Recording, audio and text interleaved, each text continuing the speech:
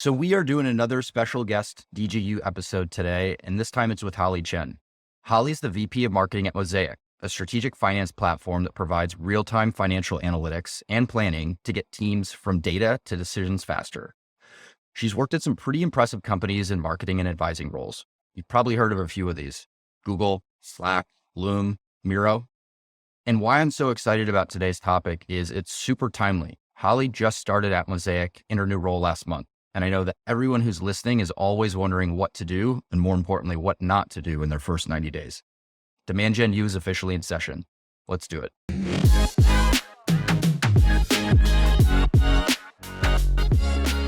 Holly, I am very excited to have you on Demand Gen U. And I think if I remember correctly, it was Adam Goyette who kind of made the introduction to us, because we don't really know each other that well, right? Yeah.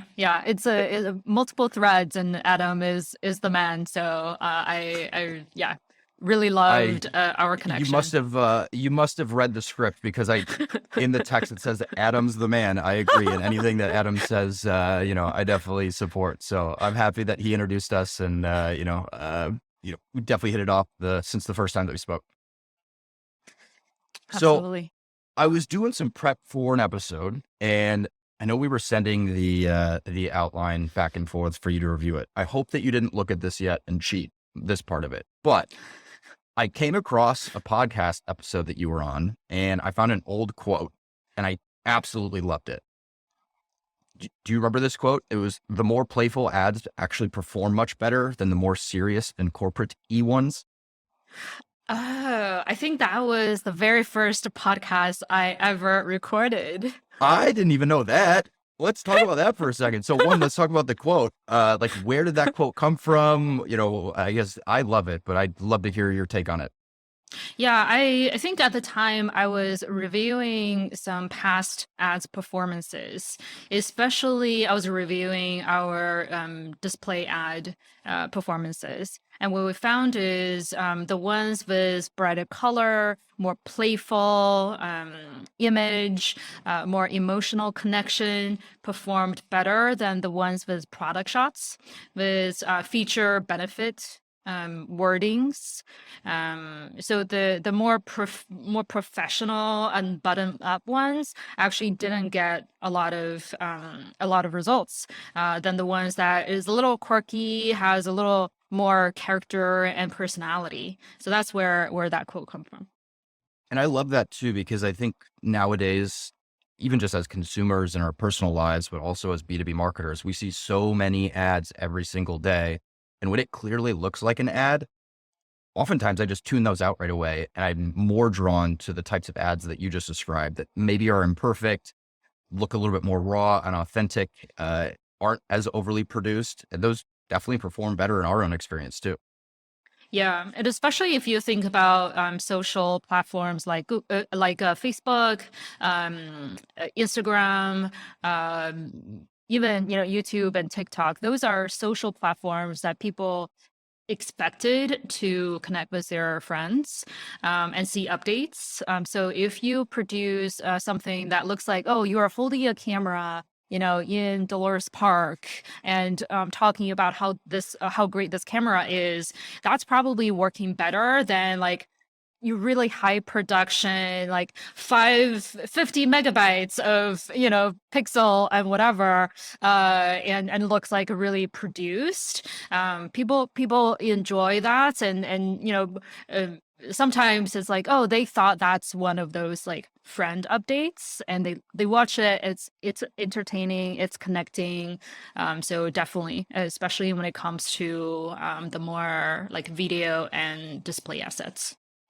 Which I think is awesome, because on a smaller marketing team, and even when I think back to a year ago when it was just the three of us at Metadata, we did not have a lot of budget, and we still don't have a lot of budget. But the whole point is you don't need a crazy amount of budget to put together really good video ads on any of these mediums. So it's awesome to hear. Now, I want to go back, because I didn't realize that was your first podcast episode that you had ever been on. So what was that like? I remember being so nervous the first time I did a podcast episode when I first started at Metadata like 2 years ago. I was thinking, why do they want to talk to me? What do I have to say? Am I going to sound good? Am I going to sound bad? Like, kind of run me through that from what you remember. Yeah, I basically asked the person to send me the questions in advance, and I wrote out all the answers I'm gonna say. I love and that. and when we recorded, he actually, asked a few questions that I didn't anticipate. I was like, wait, wait, you didn't tell me you were gonna ask me about this one. But I like off the cuff and then sort of answered. But I think that actually made the episode more fun Mhm. and more natural. I was talking to him versus reading a script. So basically after that experience, I was like, okay, like if I get a questions in advance, I would do some like very high level outline or just have answers in my head, and not to overproduce it, like to write out every single sentence. And then the more I do it, the more natural I feel. Oh, okay, like I roughly have some idea, and then it's much less scripted. Yeah, and I think, I forget how many podcasts I had been on before we started this podcast at Metadata, but I thought, the first couple episodes that we banked and recorded, I was like, that probably sound fine. I'd be great. I was actually in my place the other day listening to music. I don't know, it was after dinner or something. And one of our first DGU episodes came on. And I thought to myself, I'm like, ugh, like this is what you sound like? Like, hopefully you got better from this. And like you mentioned, it just takes repetition and practice and it comes a little bit more natural. It's there are a large percentage of people who just cannot stand listen to themselves, even great celebrities that's like amazing actors somehow don't watch, the episodes that they acted in, and we thought they were brilliant, but Yeah. somehow that's like looking at yourself or listening to yourself is something something weird about that. All right, that makes me feel a little bit better than that, highly, esteemed actors and actresses feel the same way. So, all right, that's good to know. They do. Awesome. Now on to the fun part of this episode. So in the intro, I mentioned that you have just recently started in a new role. So I think what I'd like to do is kind of break this out into two parts. The first part is, you know, how you were vetting this new role before you accepted and joined Mosaic. And then the second part, which is really what I'm most excited about, not that the first part isn't exciting, is how you're just planning for the first 90 days as a marketing leader. Sound good? Great. Perfect. So the job market, despite all of these layoffs in tech right now, is insane. There are positions and especially marketing positions everywhere right now. So can you kind of walk me through like how you went through this process, what you were looking for, in your next move? hmm Yeah, it's quite a journey because I've been doing consulting, advising, and interim roles for the past 2-ish years.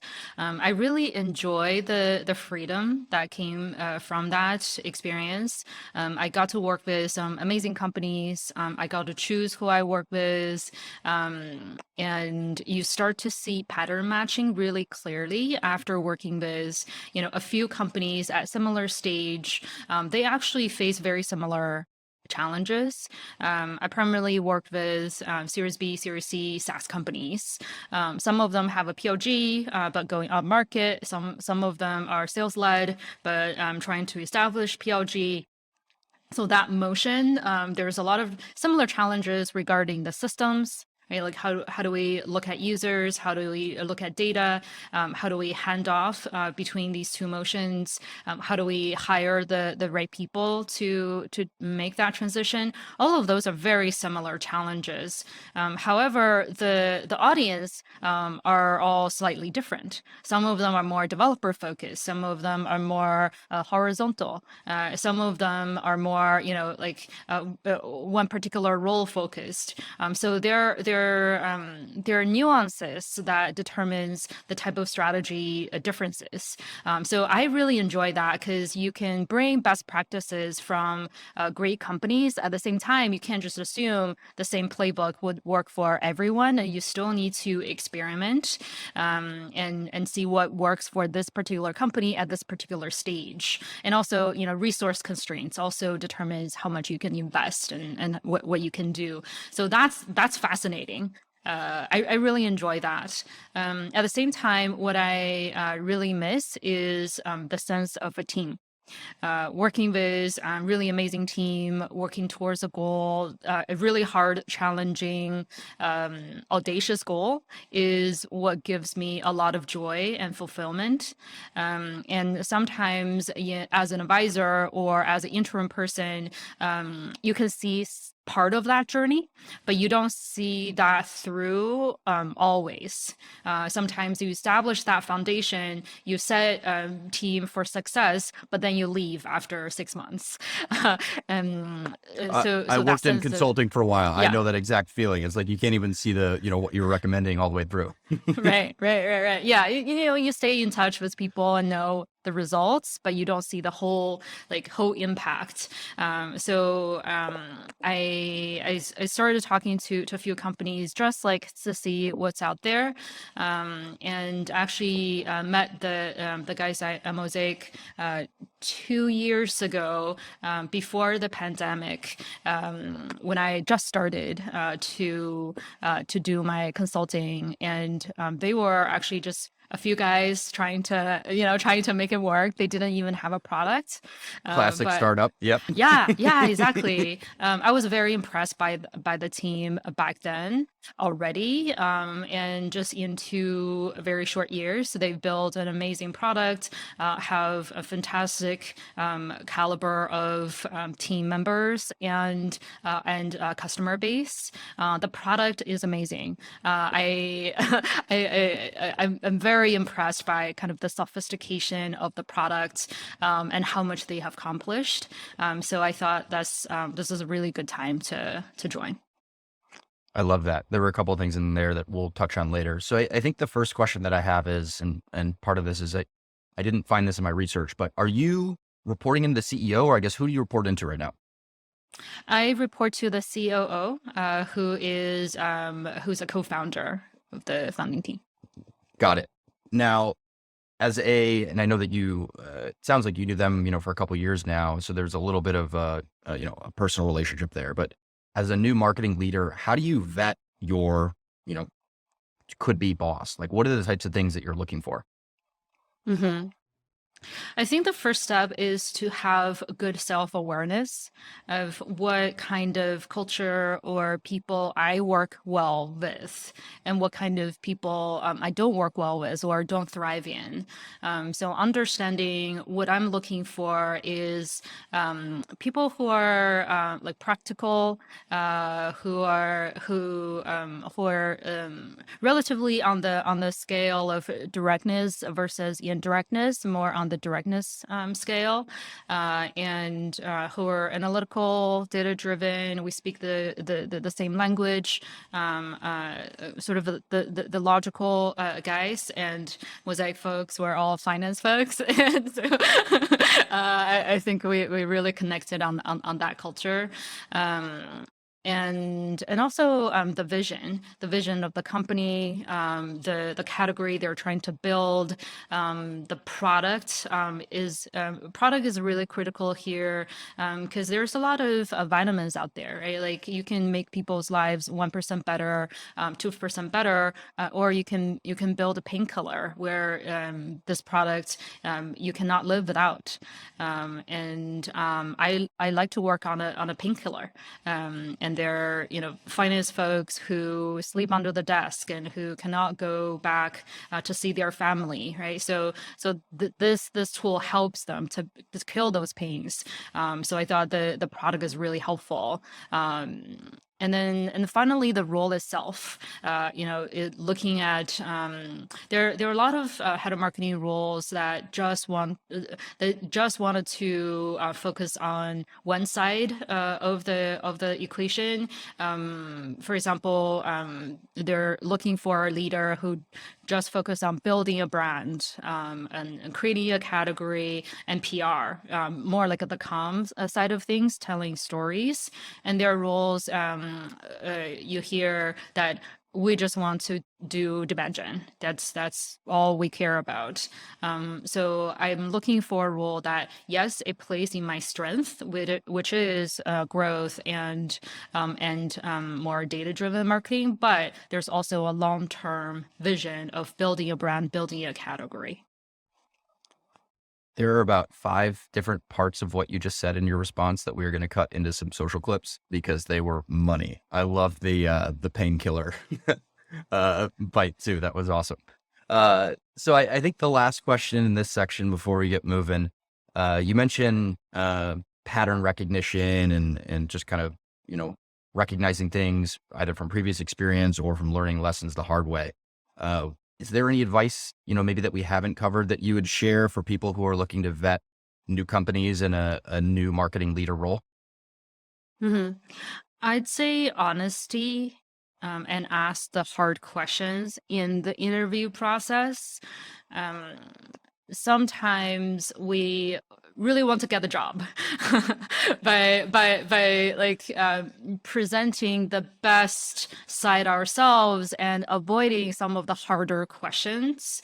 Um, you sometimes run into surprises that the expectations of the leadership team doesn't align with your understanding of what they need, and that is not good for either party.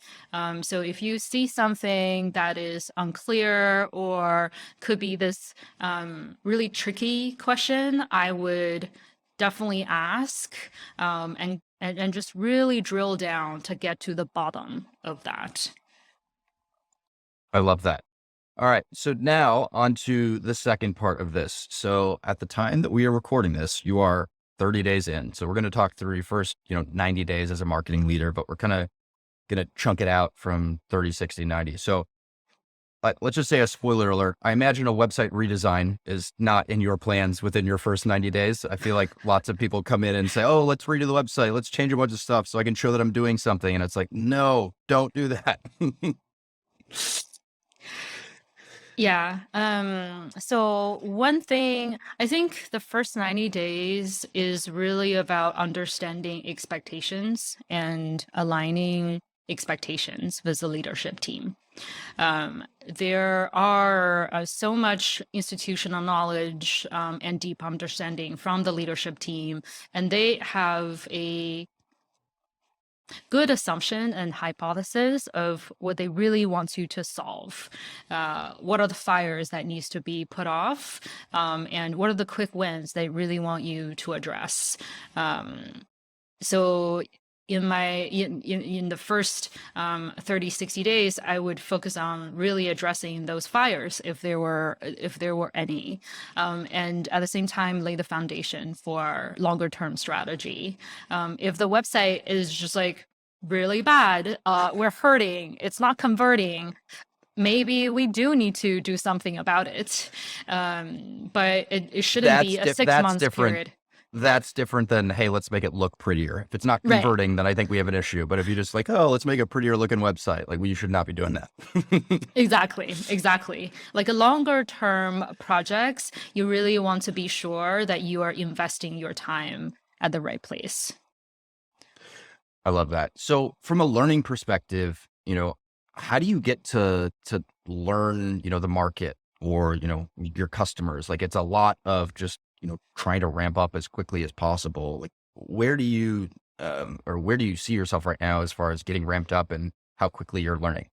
Mhm. There are three major sources I use to learn about the market. One is internal. So there are a lot of team members, especially from the sales, CS team, marketing team, and your leadership team has tons of knowledge and deep understanding of your customers. So talk to them. Gone is such a great tool. I've been really enjoying listening to Gone calls on Friday nights. So, so I sometimes I can relate to that. You're not alone. Yes. I was just like, yeah, doing my dinner and then like watching some gun calls at, 1.5 speed or 2x speed and I get so much out of it and little snippets of like, oh, like the moment the customer is like, oh, I get it. Like that wow moment, that aha moment. Those are great marketing materials. And the moments that they got stuck or how they mention a competitor, all of those are just gold for a new leader to get to know the customers.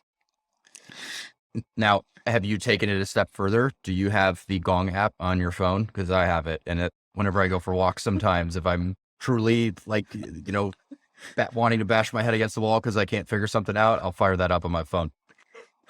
I actually didn't know Gone has a mobile app. It's very good too. We're not trying to pitch Gong here. We're happy Gong customers, but yeah, it's pretty good. Awesome. I'm probably going to do that right after this. I love that. So I guess the next question for you is, when you started, how many other marketing hires were there already in place? We already have 6 people on the team. Okay. So you had a decent sized team to, walk into. How are you getting to know your team right now, with people who've already been there for a bit? hmm I just really lucked out. My team is super high performing. And sometimes I'm gonna, oh, like, do you actually need me? Because you guys are just like killing it. Um, yeah, the content team is amazing. The design, if you go to our website, is like incredible.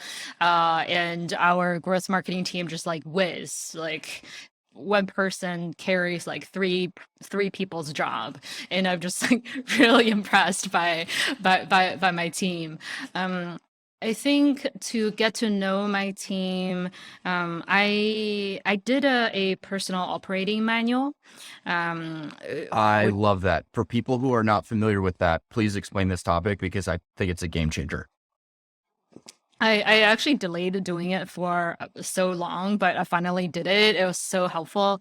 Personal operating manual is a document, typically 1 to 2 pages, to write down how you work, your style of communication. Are you on the direct, indirect spectrum? How you talk, how you like to work, what you value, what frustrates you, how you want to receive help, how do you want to receive feedback.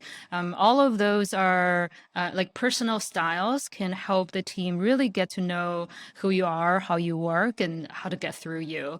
I share this with my team during our onsite, and I was in the hot seat, and the team can ask me any questions. So I really enjoy that process. It's awesome. And it's one of those things we've gone through it at Metadata, and I did it 2 companies ago. And it's an eye opener because then you see how your own working style is different from some of your direct reports or your team members. And you just kind of have to account that, hey, all of the people that I'm working with don't work in the same exact way that I do. So in order to make them perform at a high level, like you kind of have to adjust your working style a bit. So I've always loved doing it, and it's been a huge game changer for us at Metadata. Yeah, I my leadership principle, I call it empower, which stands for like multiple things. And one of the letters is the W. The W stands for whole self. I want my team to bring their whole self to work. I don't want them to having to pretend to be a perfect person or have an armor or say things just to fit in or to comply. I want them to, like to be their like really genuine self, even if that could be quirky or weird or like out of the norm, which I think all of us are You're describing me, quirky, by the way. weird. Yes. Yeah, eternally. No matter how how he looks on outside, we're all like we're all weird. Yes. So I want that to show up. Yeah. That's awesome. And I think having been on the receiving end of like that type of culture and environment that you're building right now at Metadata, it is amazing because I feel like you get to do so much better work when you're able to work in that environment. And having worked for marketing leaders who didn't create that environment before, it wasn't super healthy. You kind of felt like you were walking on eggshells. Am I going to make a mistake? Am I going to be punished for that? And it felt like my work really wasn't nearly as good as it is today. So I just want to say, I'm Absolutely. sure your team thanks you for that, but it's awesome working for marketing leaders who think with that same mindset. The psychological safety, of course, we all know is such a foundational piece. And I think that also helps the team to say, okay, it's okay for me to test things and make mistakes and take risks.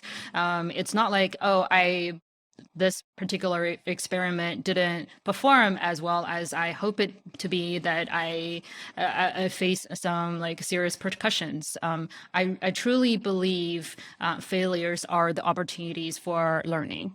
And if something didn't go as well, I get excited because that's an opportunity for me to refresh my knowledge and get deeper understanding. And I want my team to also feel that way. If all of our experiments just perform really well, then that probably means that we're not taking enough risks. Yep. And I love that because it's, one of those things where if you're constantly meeting whatever goals you have around these experiments, you need to take bigger swings. So yeah, it's something that lands well with me. So next part of this, I think the trap that many ICs fall into, and even sometimes marketing leaders fall into when they join a new company, is they try to just prove their worth right away and jump in and start fixing things. When in reality, it's probably best if you do a little bit more listing upfront first. So having said that, how are you trying to assess, the current state of like your team and the business at Mosaic? Like, what are you looking for? What are you avoiding? Can you kind of walk me through that process? Yeah, I benefited a lot from this book, First 90 Days. I think, It's on that bookshelf over there. Yeah, the camera won't yeah. find it, but yes. Yeah. So, like, I actually have a chart where it lists out the first, second, third months, and then later, and then the categories were learn. So, learn about the business, the team, the culture, the players, and the next is build relationships. So, who are the internal and external people I should build relationship with? And the third is quick wins. So, what are the things that I'm hearing from my leadership team, from my team on the ground? Are the things that we really need to address right away to have quick wins? And then finally, early strategy. What are the longer term things that I should start to think about to lay the foundation so that we're winning 12 months from now, 3 years from now? And I map them out by month, and check with my leadership team. And is this what to expect? Anything I should adjust? How should I redirect my energy? What else do you want me to focus on? And just really have that dialogue to align the expectations early on. The people who will be listening to this episode won't be able to see the outline, but the outline pretty much follows what's in that first 90 days book Yeah. for this podcast episode. So perfect. So I love what you said. I think on the relationships topic, not just with the executive team, but with your sales leader as well. How do you go about building those relationships and making sure that you start off on the right foot? I think one is deliver on the promise. If I promise to do something, I come through, I follow through, so that the trust started to build. And two is again, ask the hard questions. What are the questions that's not being spoken about? What's the elephant in the room? And just be really open and frank about what we really need to start that dialogue. And three is to build personal relationships. Who are we as people, and have that personal connection. And we're still in this pandemic right now, but I assume everyone's distributed throughout the entire country at Mosaic. Is that fair to say? Yeah, yeah. Our founders are based in San Diego, so I spent some time over there, and Oh, some of the there are sales worse team places were to have there. to spend time in. San Diego's pretty nice. Yeah, yeah. Like it's amazing weather. I will take any opportunity to go there. I love that. And then, you're 30 days in right now, but I guess, can we talk through maybe, I don't know if anyone's asked you this because it's literally 30 days from your start date. Um, how has the 30 days played out compared to what you thought, or planned for in your first 30 days? hmm It pretty much played out as I expected. Credit to my boss, who is just incredible. He had this onboarding doc where he laid out what I needed to learn about the industry, the ICPs, the audience, as well as the key documents I should look at to learn more about Mosaic, about marketing, about the way we do things. So that was like just incredibly comprehensive onboarding material. And they set very clear expectations to get into the weeds and really coach the team. Um, and um, and that's what I did. Is exactly get into the specific campaigns, get into the specific accounts, and help the team on the ground quickly and deliver some value while observing some opportunities for us to develop and scale in the future. So I'm only telling this story because we were talking about it before we hit the record button, but I'm very jealous that you had an onboarding document because when I started at Metadata, I don't think I've told this story on Demand Gen U before. So I was a customer at my last company. I think a lot of people know that by now, but when I started, there was absolutely zero onboarding. And that was because Jason said, well, you were a customer, like you already know all this, like go just start doing it. So talk about being thrown in the deep end, but it was a very unique onboarding experience. And looking back, I probably wouldn't have had it any other way. Yeah, you learn really fast. That's intellectually challenging, and then you can pretty much learn everything else. Yep. Now, the last area that I wanted to cover was quick wins. And I think, whether you read the first 90 days book or you listen to a mentor or read up on really anything that you can find on the internet, everyone always talks about finding, quick wins or a quick win in your first 30 days. So what are you looking for here to, find quick wins? And then I've got a few follow-up questions for you after that. I actually just straight up ask. um, I love that. It's so direct. It's so novel. Like, why doesn't everyone do that? Sorry, keep going. I love that. I'm a very direct person. You will know exactly how I think, how I feel, and you don't need to guess. Uh, and yeah, I would just ask. It's like, what do you think are the key things that I should focus on? The three things that we should keep doing, three things we should stop doing or change. What are the quick wins?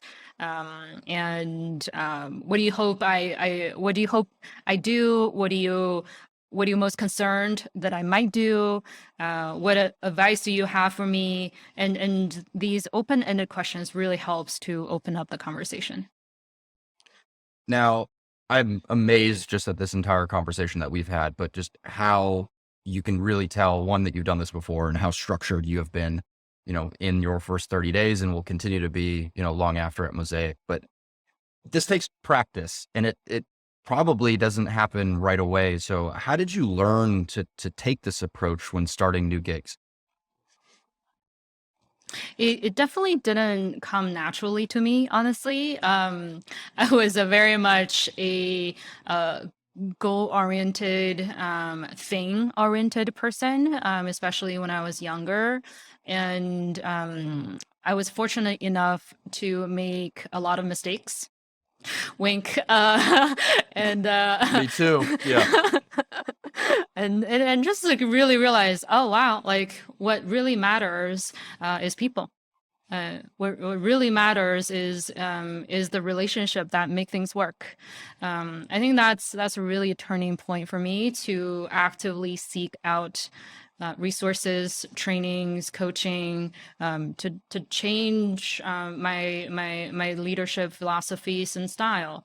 I went through the entire coach training at CTI, Coactive Learning Institute. I did ORSC, which is a system and organizational coaching program. And I did I hired a coach myself. So there's lots of learning and making mistakes, talking to people who are really good at this, and learning from them.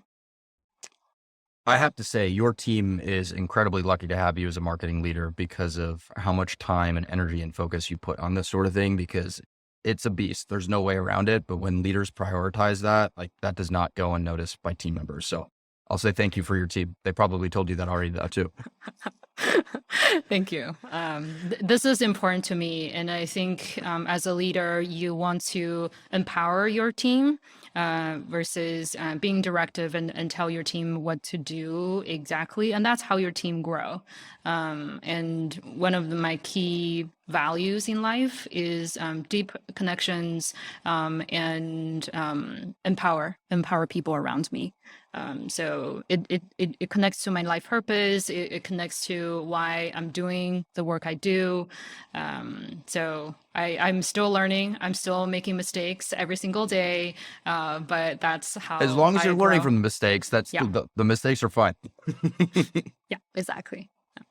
So last question before we wrap up here, and I'm not looking for you to give away, kind of the secret sauce of, anything that you guys are doing at Mosaic right now, but what are you most excited about 30 days in for, your next 60 days and beyond?